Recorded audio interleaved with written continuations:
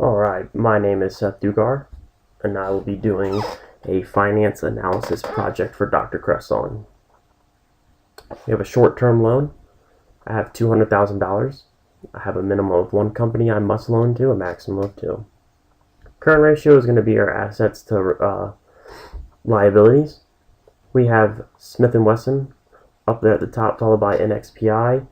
Coca-Cola coming in third, and Walmart all the way at the bottom. We want this ratio to be at least 1, and we can see throughout the last 4 years that Walmart has been below 1. While Smith & Wesson Holding Corporation has been extremely high. Well, actually, I wouldn't say extremely high. It's been above 2.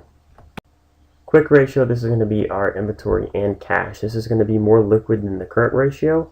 This is basically going to give us a little breakdown on how quickly we can pay off our short-term liabilities. Right here we have Smith & Wesson Holding Corporation all the way in first with the highest amount, followed by NXPI, followed by Coke and Walmart. This graph looks similar to our current ratio. Now looking at our cash ratio, this is what cash we have on hand. And as we know, cash is the most liquid asset we have available. So based off of these three ratios, we can see that giving a $200,000 short-term loan would be best given to NXPI and Smith & Wesson Holding Corporation. However, knowing what Walmart is and what Coca-Cola is and the billion-dollar brands that they are, I would not have a problem issuing either one of these $200,000, especially such a small amount for such a large corporation. Now looking at a 5-year loan, I have $1 million to lend out to 1 or 2 companies. Each company would get a $500,000. We have equity multiplier. This is going to be our leverage. This is the debt in which a company uses to pay for assets. Now we see Coca-Cola is at the top all 4 years. NXPI right there with them, trailing in the middle. However, they did finish strong in 2015 with a low equity multiplier, basically right there with Walmart and Smith & Wesson Holding Corporation. Now we don't want this ratio extremely low because it is beneficial to corporations to take advantage of. However, you also don't want it too high. Now what justifies if it's a high number or low number, and if that is a bad number for that company, we have to look if they can afford their debt. Now looking here at times interest earned, we can see that all 4 companies can afford the interest from those loans. However, Walmart, NXPI, Smith & Wesson Holding Corporation do it better than Coca-Cola does. Based off of this ratio here and the equation we looked at before, equity multiplier, I would be happy to extend a $500,000 loan to Walmart and Smith & Wesson Holding Corporation. Now, which one should I buy equity in? Must buy in 1, no more than 2. Profit margin. We have NXPI killing the game all the way there at 25.01, followed by Smith & Wesson Holding Corporation. Now Walmart and Coca-Cola basically running the same track for the last 4 years. Coca-Cola pulling out ahead. Now we have total asset turnover. As we know, Walmart is probably one of the most efficient companies when it comes to how they operate their business, especially when it comes to these 4 companies on the screen here, and NXPI all the way there at the bottom. Return on assets. Now, we did see NXPI all the way there at the bottom. However, they are now in second place looking at ROA. Smith & Wesson Holding Corporation coming out on top, Coca-Cola all the way there at the bottom. Walmart staying pretty much average throughout the last 4 years. Now, the return on equity. This is probably one of the more important ones when looking if you should buy into a company.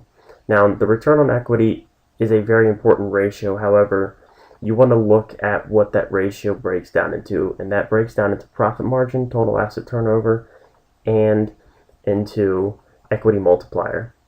Now, you want high total asset turnover, you want high profit margin. However, equity multiplier is leverage, which leverages your ROE. It multiplies against those. So what we want to see here is a high ROE, but we want to make sure that the number isn't high simply because they have a lot of leverage. Now from this graph, we see that basically all 4 are right there on each other. I mean, we have Smith & Wesson Holding Corporation right there on Coke and XPI right below them. Walmart doing the same old thing straight across the board.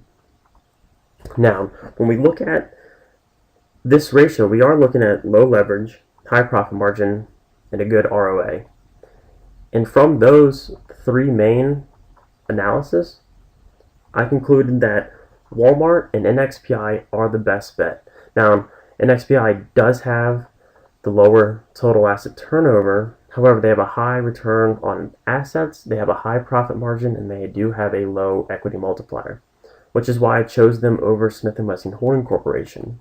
But in general, I'm pretty indifferent about NXPI and Smith & Wesson Holding Corporation. Now, we can also kind of by looking at our price to earnings.